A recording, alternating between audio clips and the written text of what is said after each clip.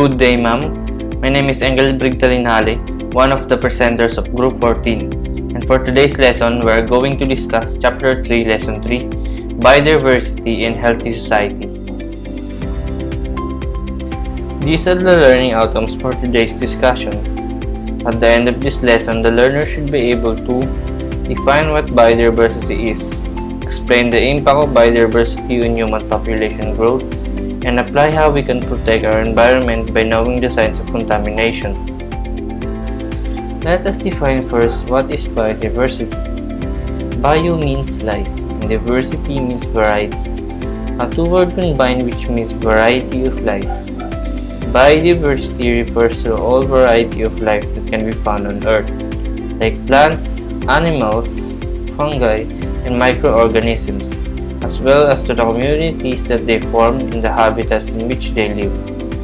Biodiversity supports everything in nature that we need to survive, like food, clean water, medicine, and shelter. The impact of biodiversity on human life. The human species is one of Earth's 1.9 million living life forms. It has arisen by the same mechanism as other species. It has the same physical requirements as other similar species.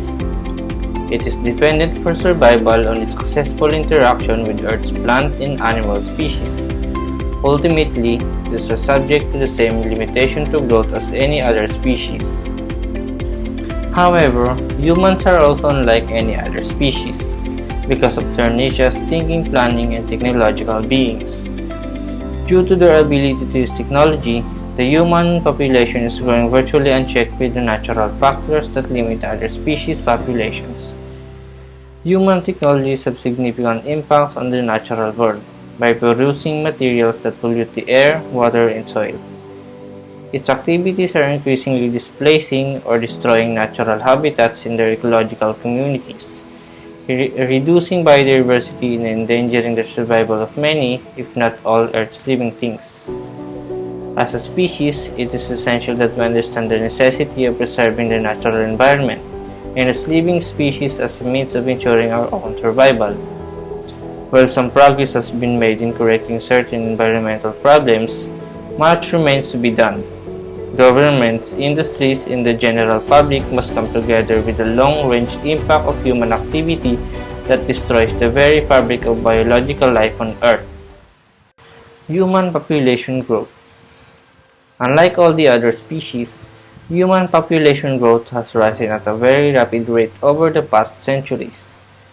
The development of medical technology has reduced the incidence of disease in many parts of the world. Modern agriculture had reduced the incidence of disease in many parts of the world, and the likelihood of starvation in developed nations.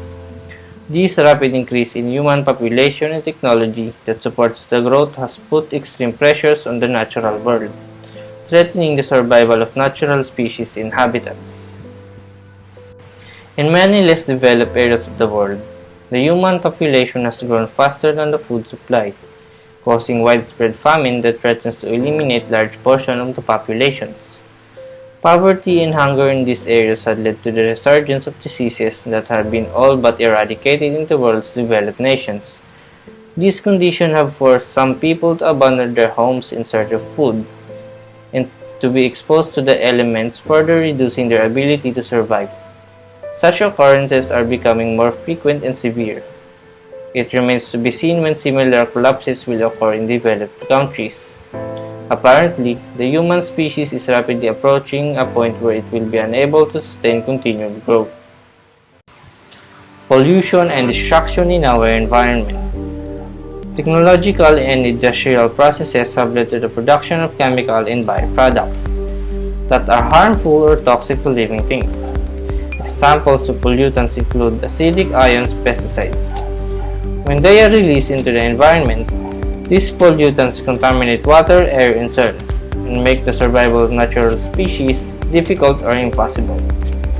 To that extent, humans are exposed to these pollutants, and we are also subject to their toxic effects. The industrial byproducts such as dioxin pose similar dangers to many species including humans. The combining of acidic ions with atmospheric water has resulted in acid precipitation or acid rain, which has acidified lakes and disrupted natural ecosystems. Hello everyone, especially to you Ma'am Julieta Gatongay. My name is Marlilich I. Gonzalez and my topic is about destruction of habitat and exploitation of animals and plants. Humans have used their technologies to remove trees and other plant life from remote areas of their natural habitat for the purpose of creating agricultural lands, industrial zones, roadways, or residential and commercial developments. Humans have drained, filled, or redirected wetlands, ponds, streams, and other natural water habitat for the same purposes. Collectively known as habitat destruction, these activities have had the effect of displacing plant and animal species important to the maintenance of a balanced ecosystem. Human agriculture has produced a variety of negative effects due to inattention to its impact on the natural environment. Failure to use cover crops between planting cycles has exposed bare soil to erosion, resulting in loss of topsoil and sedimentation of water sources. Overcropping is a failure to allow the soil to recover nutrients and organic matter content between plantings. Overgrazing is the practice of allowing a large number of domestic animals to graze an area too small to support them. Exploitation of animals and plants. Humans who have great desire to possess exotic animals and plants or their product have been enabled by modern transportation, communication, and economic technologies. This resulted in the exploitation for exotic species of primates such as monkey, cats, birds such as parrots, and other pets. Some animals are killed for their horns, elephants for their tusks, and tigers and other species for their pelts. Each species loss has impacted its ecosystem in a negative way. Each exploited species is, to one degree or another, in danger of extinction because of this exploitation. Good day, ma'am. My name is Christian Charles P. Gadis, Group 14, presenter of Biodiversity and the Healthy Society. As we continue to develop, we tend to be disruptive and destructive to the ecosystem. This stated from the past lesson from exploitation of animals, plants, pollution in the environment, and destruction of habitat. We now move into the signs of contamination in the environment that we do as we continue to make our lives easier. Signs of contamination. Many warning signs exist that indicates dangerous disequilibrium is being created in our ecosystem.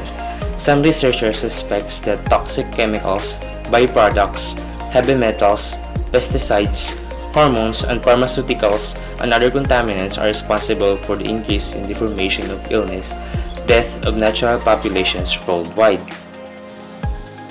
Antibiotics and drugs are used in livestock industry for streams receiving runoff animal feeding operations. Pharmaceuticals such as caffeine and cotinine have been found. Another source of pharmaceuticals in the water is you and me. Essentially, drugs that people take internally are not all metabolized by the body, and the excess ends up in our wastewater, leaving homes, entering sewage treatment plants. It might sound surprising that these drugs could be detected stream miles away from wastewater treatment plants, but many plants do not routinely remove pharmaceuticals from the water. Environments and its compartments have been severely polluted by heavy metal. This has compromised the ability of the environment to foster life and render its intrinsic values. Heavy metal are known to be naturally occurring compounds, but anthropogenic activity introduced them in large quantities in different environmental compartments. This leads to the environment's ability to foster life being reduced as human, animal, and plant health became threatened. This occurs due to bioaccumulation in the food chain as a result of non-degradable state of heavy metals. Remediation of heavy metals requires special attention to protect soil, air, and water quality, as well as human health and animal, all spheres as a collection. Developed physical and chemical heavy metal remediation technologies are demandingly cost, which are not feasible, time-consuming, and release additional waste to the environment. An example of the effects of these pollutants is the dramatic decline and deformation of frog populations, which has been observed in aquatic ecosystems around the world. The culprits suspected by some scientists are home-destructing chemicals in agricultural runoff. Other examples are reproductive cycles disruption in birds as a result of high concentration of DDT and other pesticides, deaths and population declines of birds and fish linked to contamination from oil spills, deaths and disorientation of marine mammals, including tortoise and whales, possibly due to coastal pollutant runoff. In our species, adverse health effects linked to chemical exposure are increasingly prevalent among infancy and early childhood.